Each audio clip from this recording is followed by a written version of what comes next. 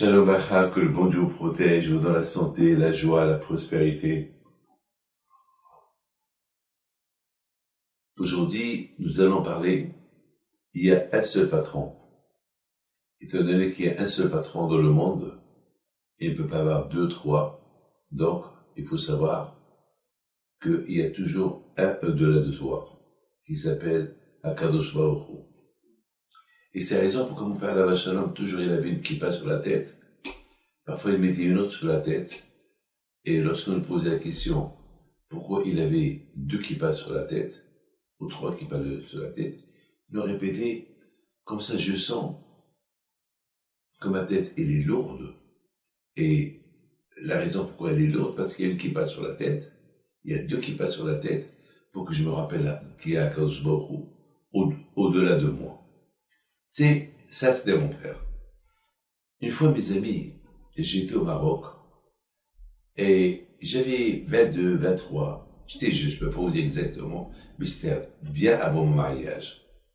J'étais avec Mardoché Knafo Alav Shalom, on est parti à un mariage. J'étais invité avec eux, on était assis à table, et les gens ne me connaissaient pas très bien encore. Et les jeunes passaient et saluaient Mardoché Knafo. Ceux qui me connaissent, ils me saluent. Ceux qui ne me connaissent pas, Mardoché Knafo, ils me présentaient à eux, et tout le monde était content. Oh, le petit-fils d'un père. Et puis ça porte un peu de bonheur. Cette semaine, j'étais en train de parler avec Abihim, mon frère, et nous avons discuté tous les deux. Et il m'a dit, Rabbi David, à l'époque, tout le monde, même les grands rabbins de l'époque, tout le monde demandait des brachot à la famille de Abihim Pinto. Abihim Pinto, c'était l'une des premières familles au Maroc qui donnait des brachot aux gens. Et après, depuis Abihim Pinto le Grand, il y a à peu près 250 ans. Et après, les brachot, ils ont commencé à demander des brachot à tous les rabbins. Il m'a dit, mais les brachot, même les grands rabbins de l'époque, Abifam Kawa, beaucoup de rabbins qui venaient demander des brachot à Abihim Pinto. Donc mes amis, lorsqu'on fait des brachot, ne croyez pas que on fait des brachot pour se hassu shalom, pour être orgueilleux. C'est-à-dire, nous, on est capable de bénir les gens. C'est une tradition que nous avons dans la famille. Et lorsqu'on bénit quelqu'un, Béhémet, on sent la bracha. Moi, je suis toujours content lorsque mon prochain, lorsque quelqu'un est réussi.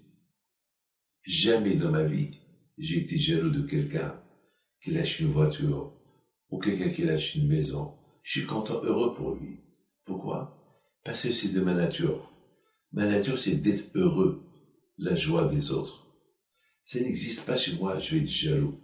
Mais je suis jaloux lorsque je vois quelqu'un qui étudie la Torah et qui fait une belle mitzvah. Comment je ne peux pas faire comme lui?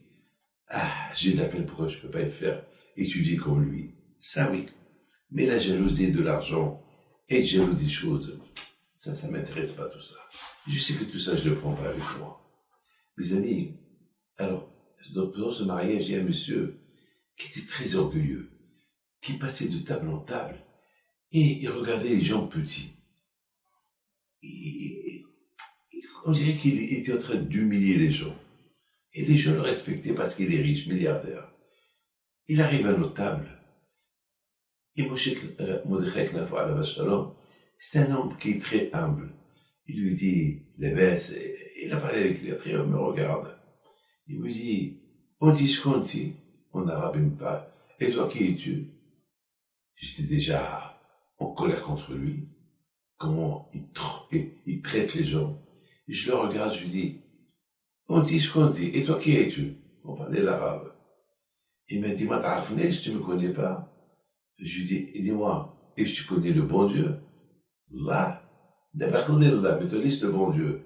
Non, est-ce que tu me connais? Je lui dis, non, je ne te connais pas. Qui es-tu?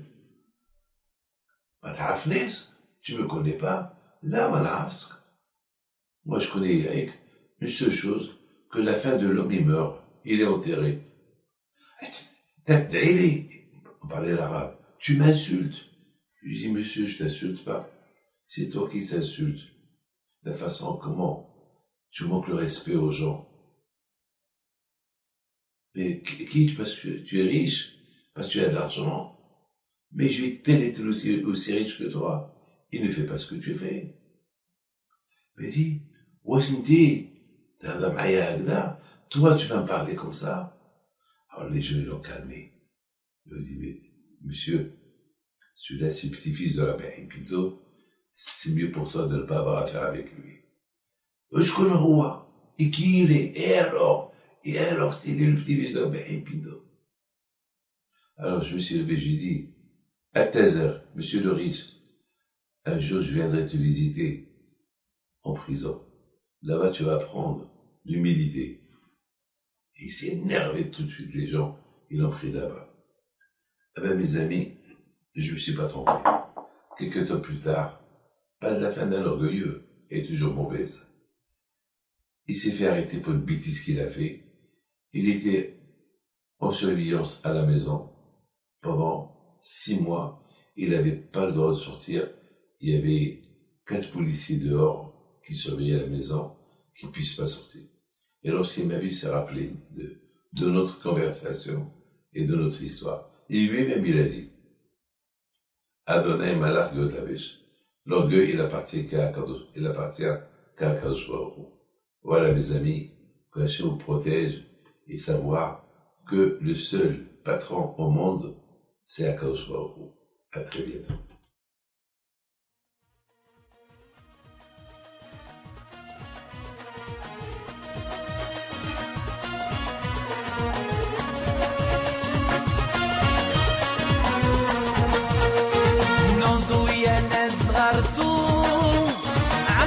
حي بنتو وقف لنا زي خوتو يا وز خوتو